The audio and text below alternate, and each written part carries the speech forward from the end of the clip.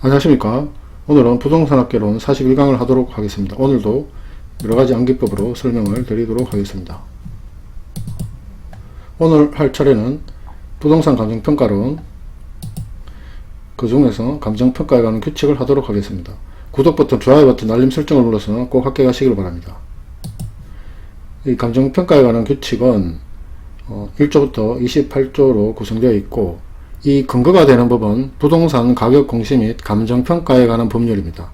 이 법률의 위임을 받아서 1999년에 국토교통부령으로 이제 만들어진 것이고, 이 규칙은 감정평가업자가 업무를 수행할 때 준수해야 할 원칙과 기준을 정해놓은 행위 규범 내용들로 이루어져 있습니다. 그런데 이제 여기 이 감정평가에 관한 규칙의 내용들은 이미 앞에서 감정평가 내용들을 다루면서 거의 대부분 이제 했던 내용들이기 때문에 오늘은 이제 암기법 위주로 설명을 드리도록 하겠습니다. 이제 2조에서는 용어 정의가 나오는데, 첫 번째 시장가치란 감정평가의 대상이 되는 토지 등이 통상적인 시장에서 충분한 기간 동안 거래를 위하여 공개된 후 그 대상 물건의 내용에 정통한 당사자 사이에 신중하고 자발적인 거래가 있을 경우 성립될 가능성이 가장 높다고 인정되는 대상 물건의 가액을 말한다. 그래서 이 암기는 시장가치를 시장처럼 시장가치, 이렇게 발음이 비슷하니까 시장가치 성립될 가능성이 가장 높다. 즉 이 지역은 시장이 들어서서 뭐 이렇게 시장처럼 시장 같은 모습을 띌 가능성이 가장 높다, 이런 식으로 암기를 하시고, 기준 시점이란 대상 물건의 감정평가액을 결정하는 기준이 되는 날짜를 말한다. 그래서 암기를 기준시 결정, 그리고 뭐 세계 기준시라고 있지 않습니까? 그래서 그 기준시를 옛날에 이제 만들었죠. 결정을 했죠. 뭐 그렇게 기억을 하시고, 그 다음에 가치 형성 요인이란 대상 물건의 경제적 가치에 영향을 미치는 일반 요인, 지역 요인, 개별 요인 등을 말한다. 그래서 이것은 이제 녹색을 따서 가치 있는 요 형은 이제 형아오 할 때 형의 일은 지게를 지는 것이다. 뭐 이렇게 암기하시고, 원가법이란 대상 물건의 제조달 원가에 감가 수정을 해서 대상 물건의 가액을 하는 감정평가 방법을 말한다. 그래서 이 원가법으로 구한 부동산의 가액을 적산가액이라고 하죠. 그래서 이 적산가액은 제조달 원가에서 감가 누계액을 빼서 구하는데, 요 암기는 적예선 이렇게 보고, 원적예선을 제조달해오는 강가, 하여튼 원적예선을 제조달해야 되는데 그 장소가 물이 흐르는 강가다, 뭐 이렇게 암기하시고, 적산법이란 대상 물건의 기초가액의 기대율을 곱해서 산정된 기대 수익에 대상 물건을 계속하여 임대하는 데 필요한 경비를 더해서 대상 물건의 임대료 사용료를 이제 산정하는 거죠. 그래서 원가법에서 임대료 구하는 게 적산법이고, 그렇게 구한 임대료를 적산임료라고 하는데, 요 암기는 노란색을 따서 적임을, 그러니까 enemy, 나의 적임을 기초에 기대함이 필요한 저의 경비 아저씨, 그러니까 뭐 경비를 잘 쓰려면 이 적인지 악원인지를 잘 이제 구분을 해야 되지 않습니까? 이제 그런 식으로 암기하시고, 그 다음 이제 거래 사례 비교법이란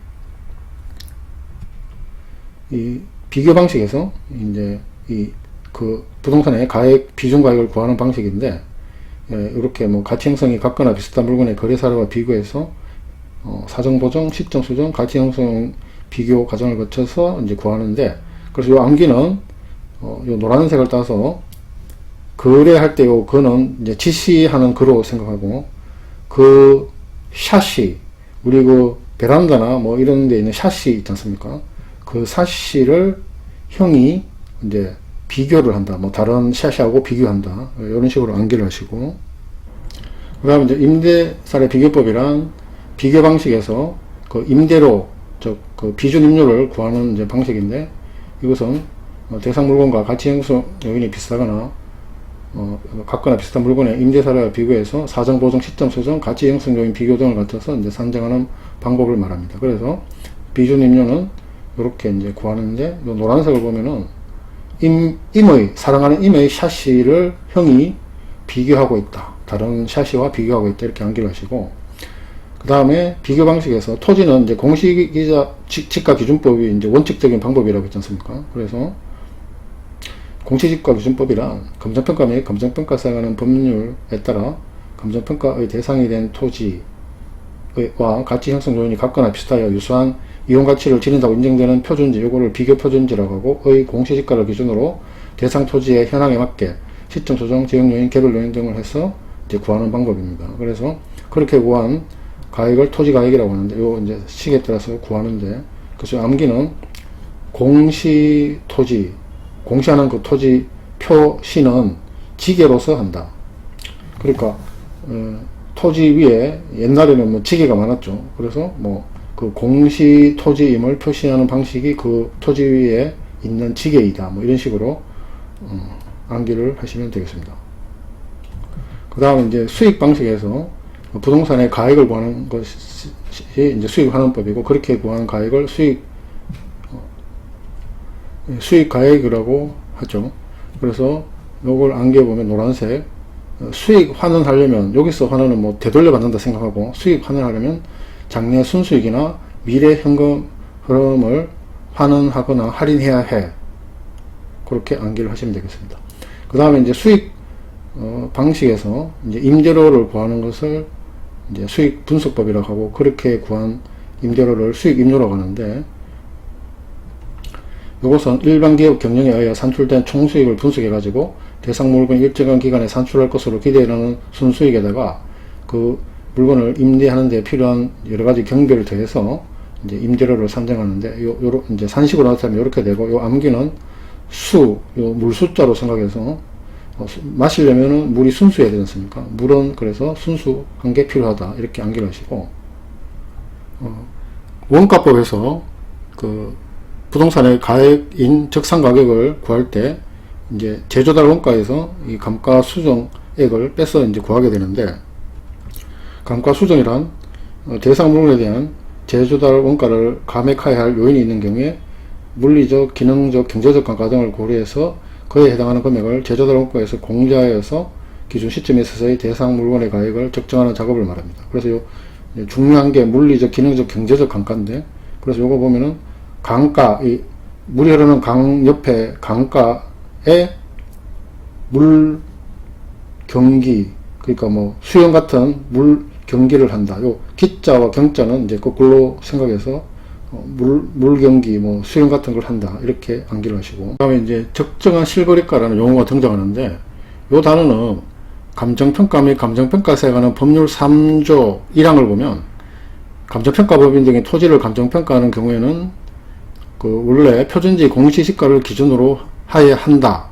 다만 적정한 실거래가가 있는 경우에는 이를 기준으로 할 수 있다라는 내용이 나옵니다. 그래서 그때 이제 적정한 실거래가를 이제 기준으로 할 수 있고, 그 다음에 감칙에서는 이것을 적정한 실거래가를 기준으로 토지를 감정평가할 때는 거래사례비교법을 적용해야 한다고 규정하고 있는데, 그래서 적정한 실거래가란 부동산 거래 신고 등에 관한 법률에 따라 신고된 실제 거래가격인데, 거래 시점이 도시지역은 3년, 그 밖의 지역은 5년 이내인 거래가격 중에서 감정평가 법인 등이 인근지역의 지가수준 등을 고려해서 감정평가의 기준으로 적용하기에 적정하다고 판단하는 거래가격을 말합니다.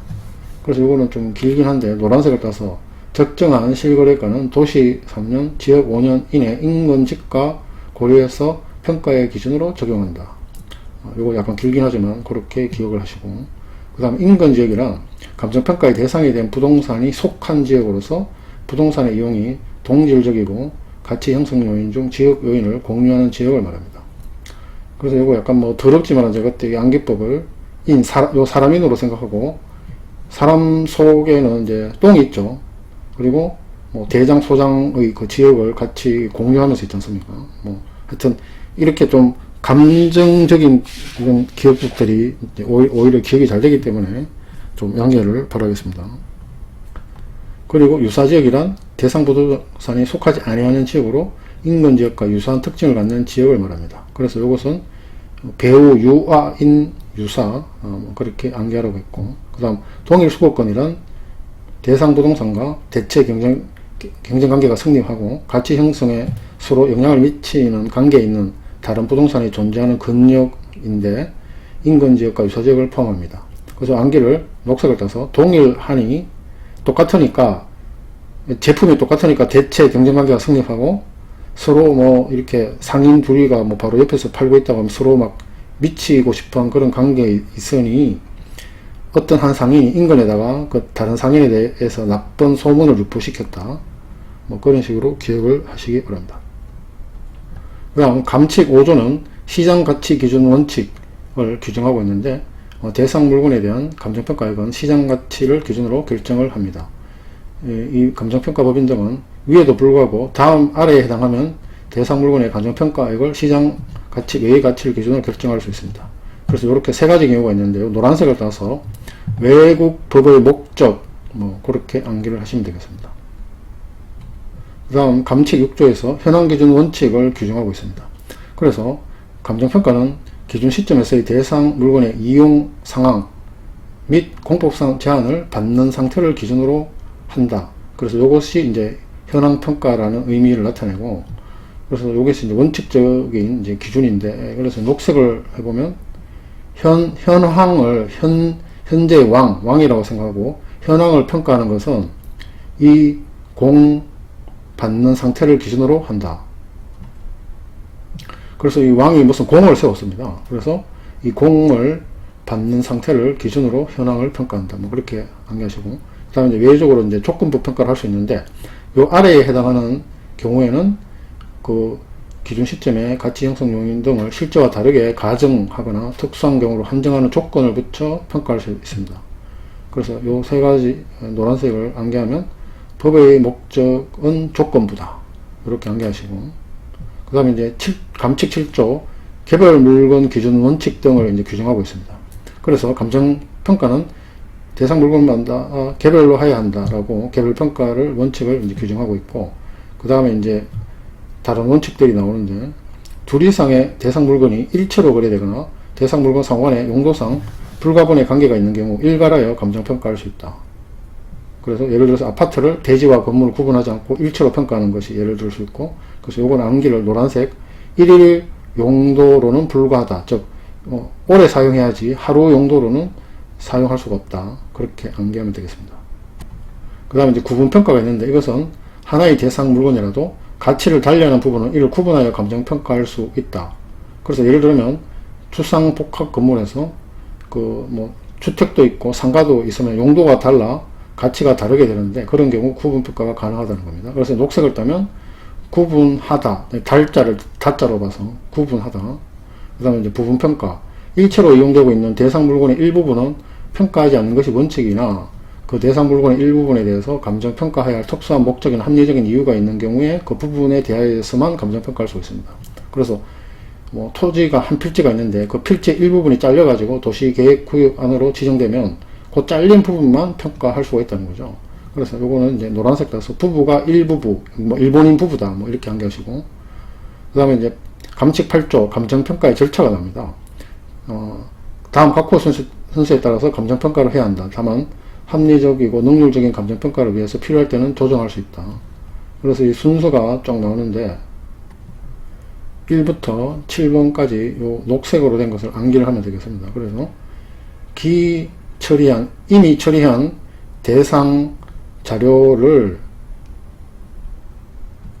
수집해서 껌 가치, 우리 심는 껌 가치를 평가하는 방법, 그 다음에 그 껌의 금액을 결정한다.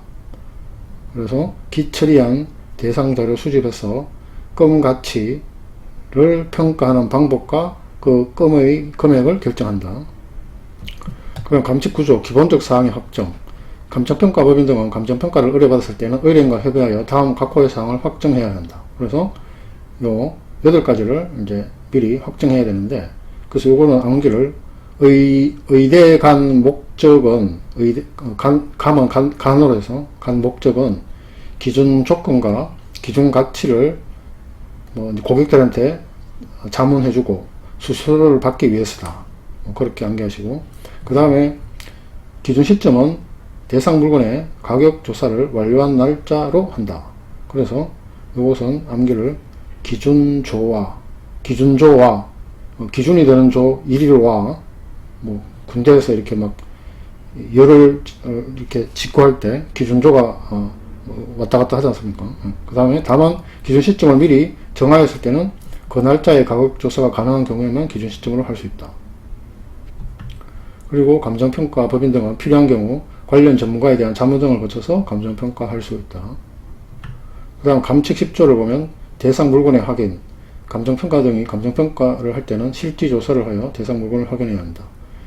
그 위에도 불구하고 다음에 해당하는 경우로서 실지조사를 하지 않고 또 객관적이고 신뢰할 수 있는 자료를 충분히 확보할 수 있다면 실지조사를 하지 않을 수 있습니다. 그래서 이렇게 두 가지가 있는데, 그리고 이거 보면은 암기할 때 실지조사 하지 않으니 실지조사를 해야 되는데 안 했더니 천재지변이 일어나고 전쟁이 일어나고 사변이 일어났다. 또 법령에 따른 유가증권에 불이 붙었다. 뭐 이런 식으로 암기를 하시고, 그 다음 감칙 12조 감정평가 방법의 적용 및 시상가액 조정입니다.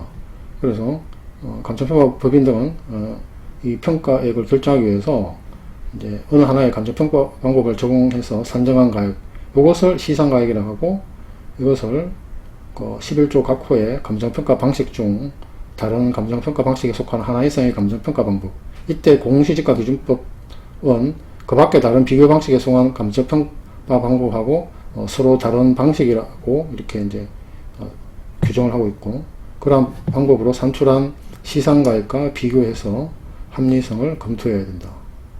그래서 이것은 녹색을 따서 시비, 이제 가다가 뭐 시비가 붙었는데, 이 시비를 통해서 이 시비가 합리적인지 합리성을 검토해야 된다. 뭐 그렇게 생각하시고, 그 다음에 다만 대상 물건의 특성 등으로 인해서 다른 감정평가 방법을 적용하는 것이 곤란하거나 불필요한 경우에는 그렇지 않다.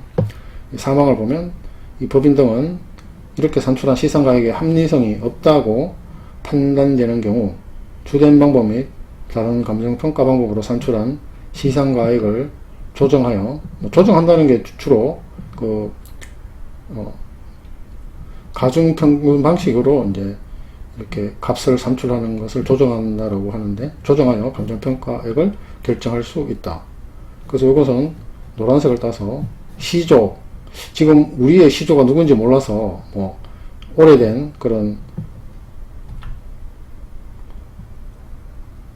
그 물건을 감정해서 우리의 시조를 결정한다. 그렇게 암기하시고, 그 다음 감칙 14조부터 25조는 이제 각 물건별로 어떻게 감정평가를 하는 것을 이제 구체적으로 규정을 하고 있습니다. 그래서 이제 그 내용들을 좀 요약해서 설명을 하면, 원가법은 이제 적산가액을 구하는 방법이죠. 주로 이제 삼각자산, 그래서 건물 이런 것들을 이제 원가법으로 구하는데, 그래서 요거는 그때 원가 문제로 건건 항공노선이 적다. 즉 이제 비행기 기름값이 올라가서 이렇게 왕복이 아니고 건건으로 움직이는 항공노선이 아주 이제 적어졌다. 운행을 적게 하고 있다.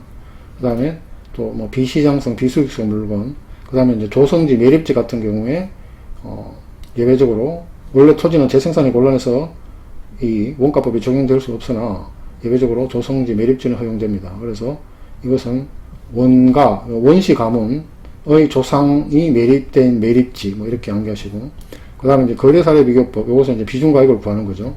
그래서 요런 노란색을 구할 때 쓰는데, 요거는 그래, 내 입에 과자 먹게 과자를 줘, 이런 말이고, 그 다음에 일괄평가하는 경우, 즉 산림이라든가 토지와 건물이라든가 집합 건물 같은 거, 이런 거를 일괄평가할 때 거래사례 비교법을 써서, 그래, 요것도 그래, 일가 후에, 일을 마친 후에 산림에 토지와 건물로 된 집합 건물을 짓자, 그렇게 암기하시고, 또 상장 주식 같은 경우에도 거래사례 비교법인데, 이것은 거래소, 정권거래소 있죠. 정권거래소 상장 주식, 이렇게 기억을 하시면 되겠습니다.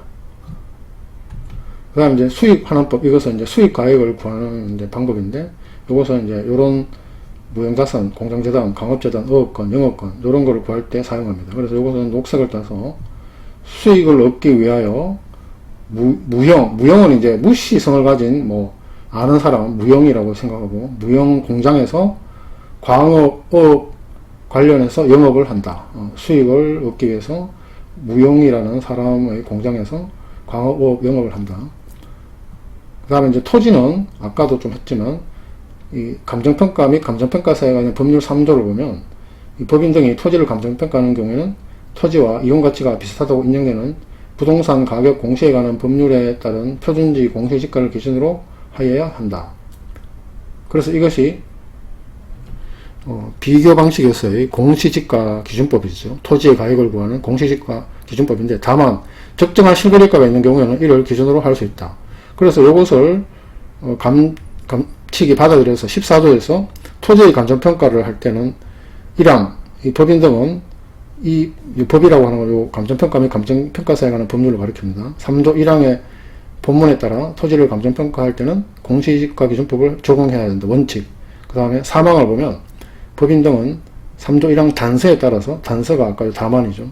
이 적정한 실거래가를 기준으로 토지를 감정평가할 때는 거래사례 비교법을 적용해야 한다고 해서 예외적으로 거래사례 비교법을 적용할 수 있음을 규정하고 있습니다. 그래서 녹색을 따면 토지하고 해서 토지의 적정한 실거래, 요도 그래 나오고 실거래 사례 비교, 그렇게 이제 기억을 하시면 되겠습니다. 예, 오늘 내용은 여기까지입니다. 공인중개사 1차 민법 암기법 유튜브 동영상을 새로 올리고 있으며 암기법을 적용한 민법 정등을 제공하고 있으니 도움이 되기를 바랍니다. 구독 버튼, 좋아요 버튼, 알림 설정을 눌러서 꼭 합격하시길 바랍니다. 감사합니다.